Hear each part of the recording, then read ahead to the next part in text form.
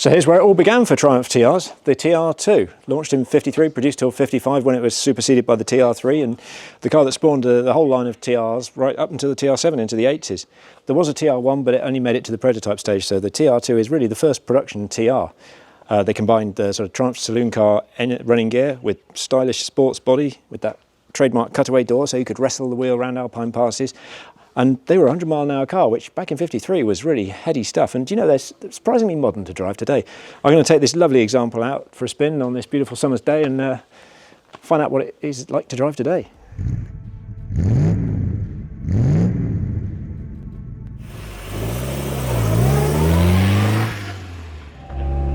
The Triumph TR story actually does start before the TR2 with a concept called the 20TS, which was basically a marriage of Vanguard engine and Mayflower front suspension. There's a funny story where Triumph boss John Black sent BRM driver Ken Richardson out to test the car.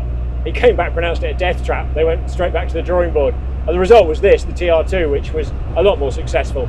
They worked up a brand new chassis with coil springs at the front, and it was generally a lot more sensible as a concept. Simple chassis, simple bodywork, you know, gutsy engine, reliable, easy to drive, and you know, it took the market by storm. And Triumph went from the TR2, which they debuted in 53, right until the 80s with the TR7. And there are those that, you know, consider the TR7 to be part of the TR line. There are those that don't like the TR7, of course, but the TR7, of course, is an aberration in the story of these classic TRs.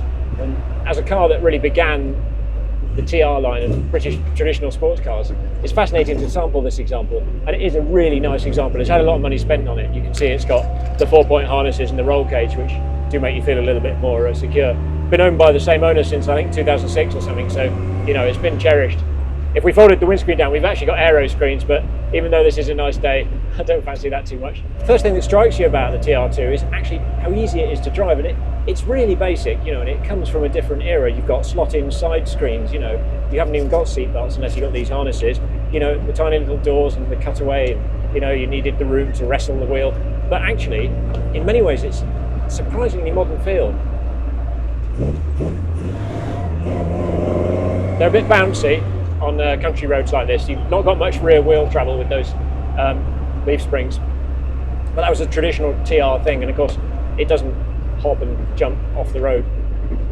It's all about low down torque, really, the standard engine. It's not a high rev screamer, it's more about just sort of you know, instant push, and that's what makes it feel quite modern actually. And given that the steering is a little vague, of course, and obviously not assisted, but of course you've got this 17-inch Bakelite rimmed wheel, and you know, it's fingertip light in some ways, like a brand new car. The shift is really nice and light, and okay, you haven't got synchro on first, but you know, you have got synchro on the other gears, and it's actually really nice. Thank you. Everyone loves this car. I've been past 2 dog walkers now. They both give it a lovely smile instead of a scowl. Chap in an MGF there looking enviously. Driving one of these TRs, even in traffic, it's no harder than driving a Morris Minor actually, which I suppose is fair enough, they're from a similar era, aren't they? You've got no synchro on first, but otherwise the shift is lovely and light and positive, and it's not that demanding to drive. And you've got disc brakes on the TR2, which was one of the first cars to get them, and it actually feels like it would stop properly if you want it to, you know. It really, that is unusual for a 50s car, which of course means you feel a little bit happier about giving it some beans, you know. It's all about low speed torque, the TR engine. Not a high rev screamer, but that doesn't matter because it doesn't weigh a lot, this, and it just gets along really nicely. Oh, look at that, everyone loves this guy, even the Range Rover's stopping for me. Cheers.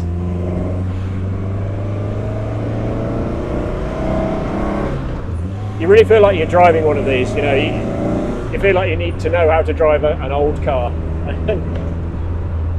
I often find myself comparing Triumphs of this era to Jaguars from the same period, and actually this does have a little bit of a flavour of XK120 to it. You know, the cutaway doors and the big wheel, and it's not as quick, but on the other hand it's just as much fun, and again you feel like you're doing 100 miles an hour, you know, when you're doing 30. It's just brilliant. You know, you do tend to find yourself soaring at the wheel a little bit, but you kind of expect that in a 50s car. You don't expect the last word in precision, and actually it's absolutely fine. It tracks nice and straight. We're going down these Fenland roads here, and it's not wandering at all. Hands off, it goes straight.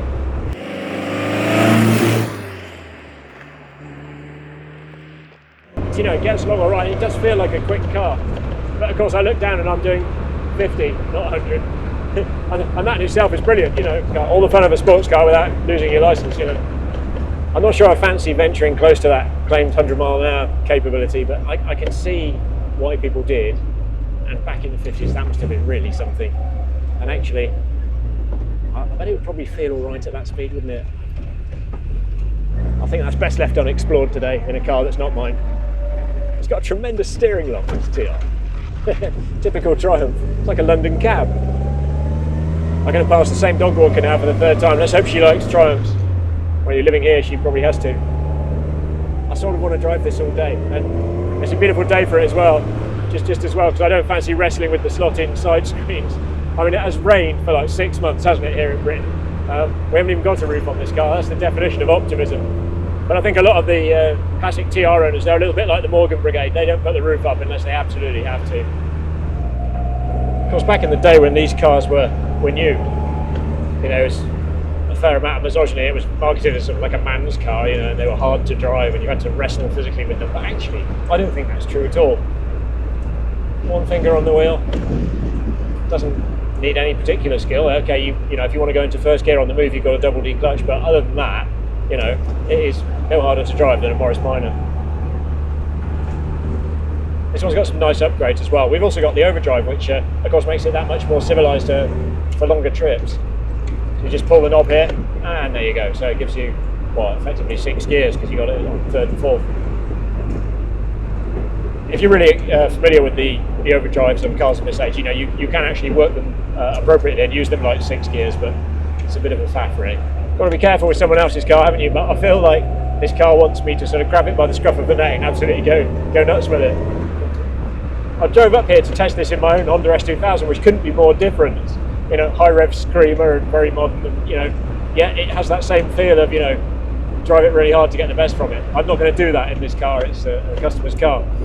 Do notice that short travel suspension, especially on bouncy roads. It's a sort of Fenland droving road, and yeah, I mean, that's probably going to limit ultimately your speed, is how much of that you can stand, because you're going to be bouncing off the road surface. I didn't expect the TR2 to be quite so usable, because it, as I say, it's the first of the TR line, and it's a really old car today. You know, it's over 70 years old, and actually it's really usable. So all credit to Triumph for making, you know, a sports car for the masses, and what they set out to achieve, they really did achieve. We've got a little bit of a straight road here, so give it its head and see what it does. Yeah. It's brilliant. It really feels quite quick. I'm doing 50, I guess, but I feel like I'm going so much more.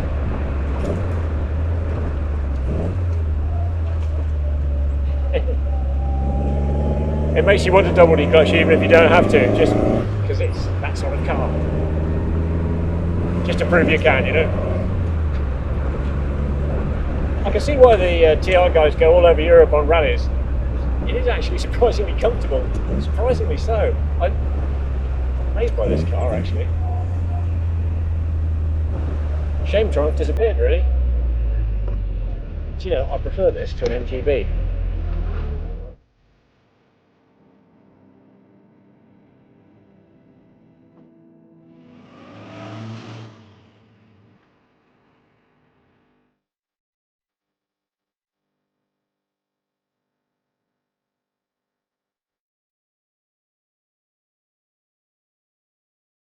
I can't quite reach my notes without undoing the harness, so what I'm going to do is get my phone and drag the notes towards me. How about that, eh? Lateral thinking, isn't it?